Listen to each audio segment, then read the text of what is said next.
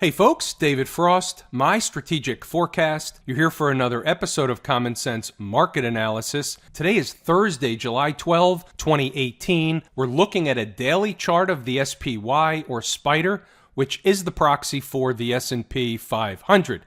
So it was a pretty nice, big, healthy update today. The SPY was up about $2.25, a little less than 1%, about 0.8%. I'm making this video relatively early tonight, so the SPY is actually still trading out. It will trade for another couple of minutes here through the 4:15 close. But let's talk about where we are, and we'll talk about the bigger picture, and then we'll talk about the shorter term picture as well. So we were talking about a couple of things last night. We had option A and option B. And option A was, or I don't remember which one was which, but one of the options was if the market was to go down farther, we were likely to fill that gap, and we were using, and the gap is right in here, right? So let me draw the line just so everybody can see what I'm talking about. So filling that gap was one of the options, and then I said if the market was to begin closing below, and then certainly daily, but closing below hourly, and then a daily close below 274.25, that would bring more downside into the equation, and we would likely go down to right around the 100 period moving average, give or take. So that was one of the options. The second option was the opposite direction, and I said that there was a really important time frame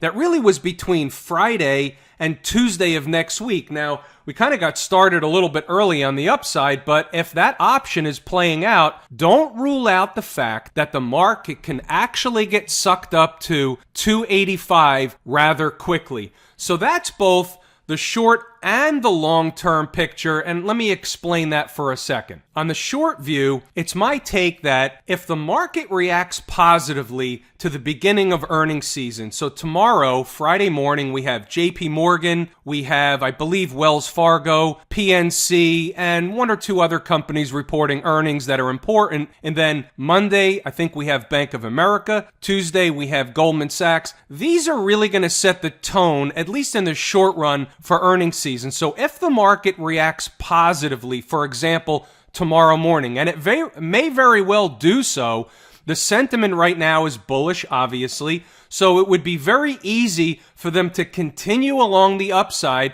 So let's just say that happens.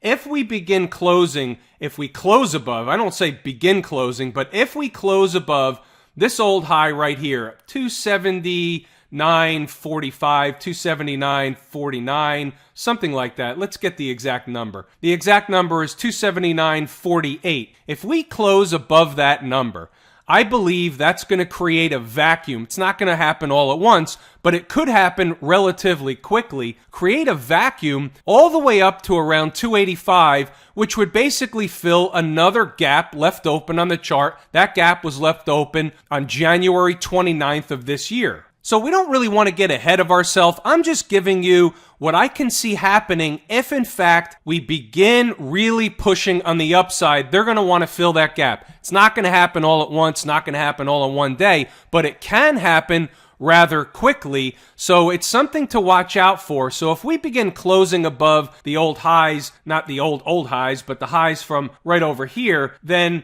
it makes sense to really hop on the upside. If you want to hop on the ride up to fill that gap, you just have to be aware that if we begin to fail and we begin closing below, for example, specifically, I would look to, and we'll have to refine this if it happens, we'll pick another number, but right now, closing below 276.50, which is yesterday's low, that would be a negative sign. That was what's called the gap window. Closing below that gap window, I would think would be a negative. If that were to happen tomorrow, I would think the market is destined for more downside behavior, and I would watch 274.25 very closely. Is the market going to flip around like that? Anything's possible, and I will tell you, with the beginning of earnings season, under normal conditions, when I see this kind of behavior, minus earnings season, I would already be on the long side of this market looking for more upside. I'll tell you right now that I'm 100% flat the market. I'm just going to let earnings season play out, and if I miss some of the upside, I'm going to catch some of it, meaning I'm going to be able to hop on the ride. I don't have to get all of the move, but I would like to get some of the move up to 285. I know that if we begin closing above these highs here, that's the likely scenario. We'll call it the high probability scenario. I'm just not likely to play games in front of the beginning of earnings season.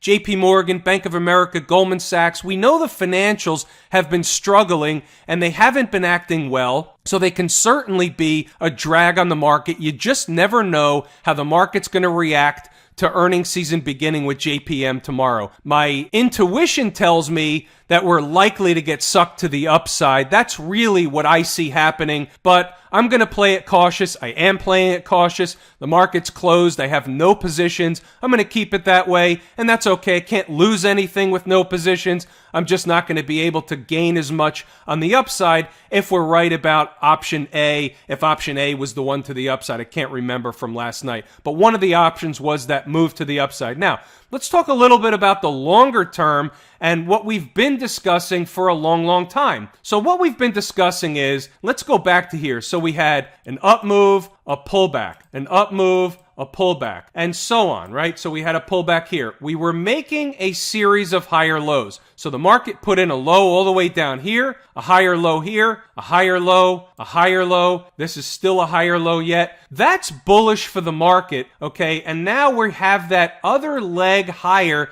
that I've been talking about for weeks. We've been talking about the fact that the market has another leg higher since we began to sell off here. And I know a lot of traders on YouTube, in the comments section, direct emails to me, certainly disagreed with that sentiment. And that's okay. That's what makes a market. The market is made up of people or traders, investors who look at one thing, and we can all look at the same thing, and we can see two entirely different outcomes, and that's okay. That's what makes a market. There's a buyer and a seller for every single trade. I give you my assessment on what I think the highest probability scenario is, and if I happen to be wrong, obviously I'm not right 100% of the time. Nobody is. But what I try to do is try to eliminate as many of the low probability scenarios as I can, and I try and take the pieces left over, I put them on the table, they're all puzzle pieces. I'm looking at not only the spider chart, the S&P 500, I'm looking at a lot of different charts. I'm looking at the IWM, the NASDAQ, looking at the financials, I'm looking at technology in terms of the SMH, for example, the semiconductors, and I'm looking at several other things. And when I have these puzzle pieces on the table, when the picture begins to come together, that's when I put out what I think is the highest probability scenario. So, we've been talking about another leg higher for quite some time. This is probably in the midst of that. Well, it's not probably. We are in the middle of another leg higher. Whether or not we can bust through these highs or not by tomorrow into Monday and Tuesday remains to be seen. But if we can, I believe we'll get sucked up to 285. If we fail, that's a different scenario. We'll talk about it. We know what I like and don't like about the downside. As long as we stay above 274 and a quarter, I still think it's okay for another run higher. Getting below that, I think we go down to 270 and we're going to have to reevaluate more upside. But we certainly did get another leg higher. I just don't think we're done yet. That's what the probabilities are telling me. With that, let me pause for a second and thank everybody for continuing to participate in the comments section under these videos. I love it. I love answering the comments. I love reading the comments.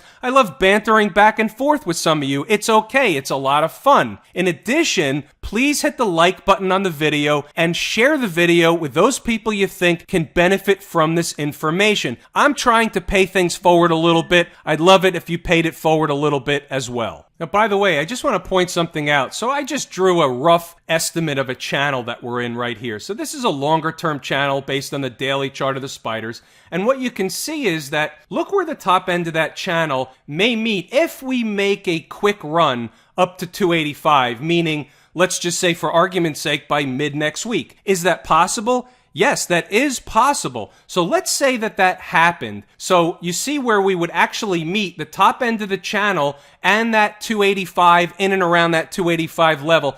I just think that's interesting. It's something to watch out for. It's something to note. So therefore, I thought it was something worth bringing to your attention. Before we move on to other markets, I want to do two things. Number one is we're going to look at some other stocks because I want to point some important things out. But before we do that, I just want to make mention of something.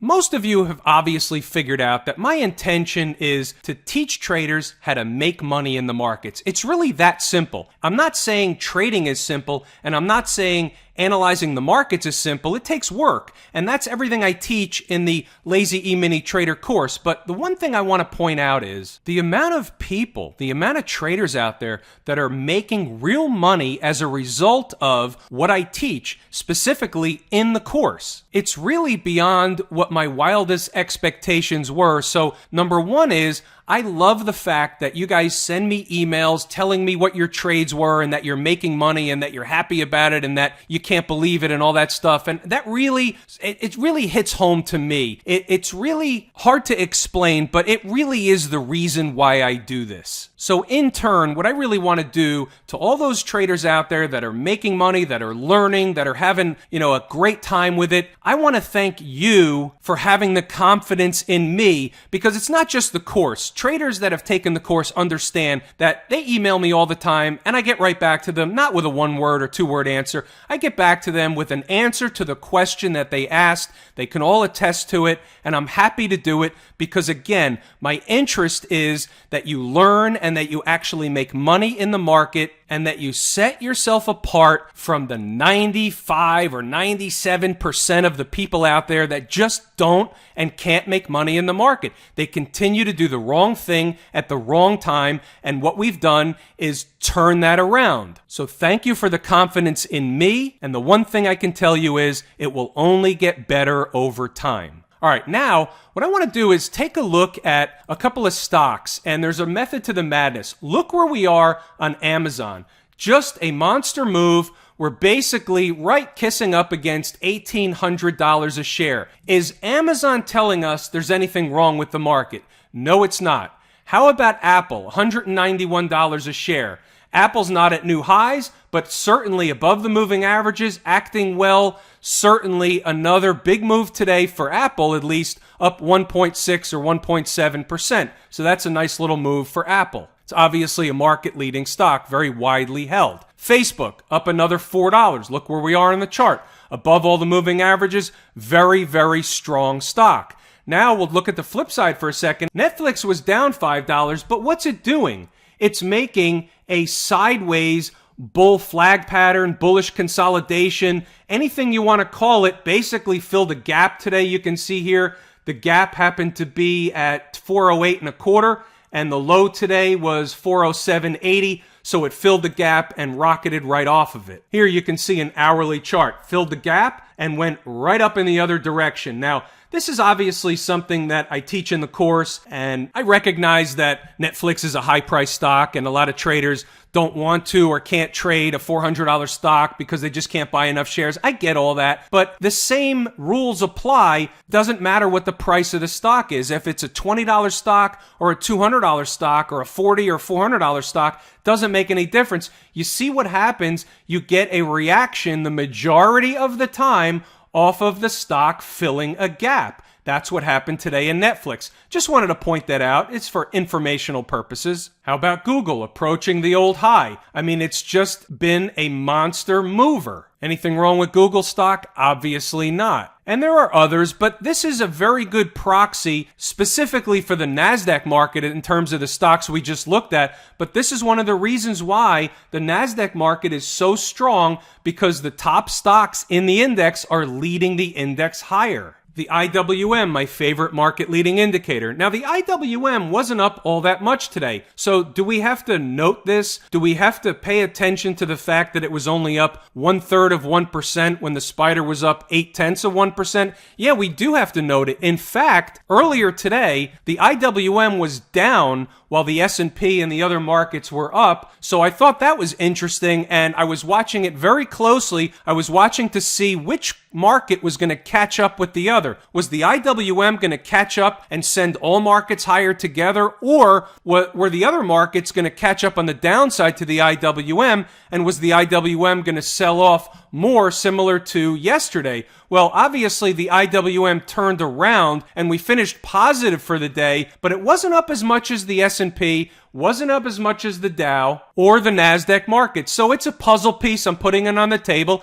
I have to make sure I'm aware of everything. Big picture stuff, we're above the moving averages, we're near the highs, so technically speaking, there's really nothing wrong with the IWM. I'm talking more about day-to-day activity from one day to the next. If the IWM is weak, it's a sign that other markets may follow suit. But in the big scheme of things, is the IWM weak? No, it's near the all-time highs. We just had a couple of down days, and today was slightly positive, but not as much as the other markets. But I still want to make sure that it's a puzzle piece on the table. How about the transportation average? So this is my second favorite market leading indicator, and we had an up day in the transports, but similar to the IWM, it wasn't up as much as the other markets, and we're really trapped in between the 200 and 100 period moving average. A very big down day yesterday. Today can be considered a dead cat bounce. In order for the transports to really get going, they need to get over the moving averages. And there's 3 moving averages they have to get over in order to have a substantial run to the upside. We'll see. The chart really doesn't look that great. Doesn't look like the IWM, doesn't look like the spiders, doesn't look like the Dow or the NASDAQ market. It really is in a class by itself. It's struggling. It looks more akin to the financials, which we'll look at in a second, than anything else. Since I just brought it up, might as well look at the Dow. We never look at the Dow. I hardly ever even look at the Dow. I just know where it is. I don't analyze the Dow, but I'm aware of where the chart is and what it looks like. And one thing to note is the Dow is lagging, right? So here's the same high that we're looking at breaching in the S&P 500 or the SPY. And look where we are relative to price in the Dow. We're above the moving averages, but we're certainly lagging. So we have to note that. It's another puzzle piece I'll put on the table, but I don't like to analyze the Dow. It's 30 stocks. It's a price-weighted index, so it's not the greatest proxy in the world. However, the Dow is the Dow. Everybody looks at the Dow, and it's certainly a proxy for the market. If all markets are up, the Dow is up. If all markets are down, the Dow is down. Obviously, that's not lost on me. I just don't like it for a broad-based index. I like to analyze broad-based index. It's a better indication of what's really going on underneath the hood of the market. So I'll give you an idea. For example, let's say the S&P did go up to the 285 level. Does that mean that the Dow ends up stalling out at this double top, turns around and goes back down? And by the way, 285 is most likely going to be a very, very good resistance point for the spiders. I'm not expecting the market to just waltz through 285. I'm not going to call it just yet a stone cold short like oil was, but what I am going to say is that when and if the S&P gets up to that level, we'll be talking about it very, very closely and in depth. It's just interesting to me that the magnitude of the move may just coincide with a double top in the Dow filling the gap in the SPY. I just find that interesting either way. The financials. Now, here's what I'll say in the financials. So we're really putting in somewhat of a bullish pattern. We're above the 20 moving average. We had these 2 big up days, or 2 nice up days. One was bigger than the next. And now we're just going sideways. So we're eating some time off the clock.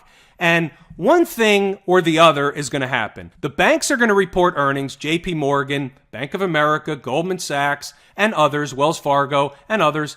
And either the XLF is going to catch up to the upside because the banks are going to start rallying. We're going to start to get up into and potentially through these moving averages, and that's going to help lift the rest of the markets with it.